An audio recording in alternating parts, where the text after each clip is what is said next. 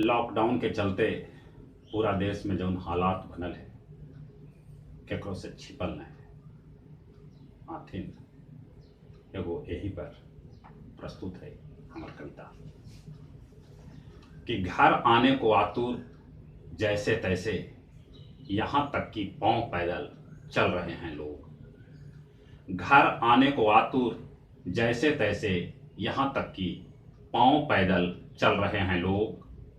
भूख प्यास की चिंता छोड़ बस चलते चले जा रहे हैं लोग। घर आने को आतुर जैसे तैसे यहाँ तक कि पांव पैदल चल रहे हैं लोग। भूख प्यास की चिंता छोड़ बस चलते चले जा रहे हैं लोग। निरंतर अपने घर की ओर, निरंतर अपने घर की ओर। 10-5 नहीं, 100-50 नहीं, 1000-1200 किलोमीटर की नाप रहे हैं दूरी।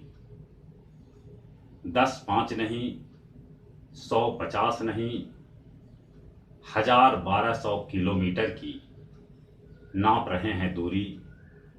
यह कैसी विषम परिस्थिति है, यह कैसी विषम परिस्थिति है जब विज्ञान ने पा ली है समय और दूरी पर विजय। यह कैसी विषम परिस्थिति है जब विज्ञान ने पा ली है समय और दूरी पर विजय। फिर भी घर आने को आतुर जैसे तैसे यहाँ तक कि पांव पैदल चल रहे हैं लोग, चल रहे हैं लोग, चल रहे हैं लोग।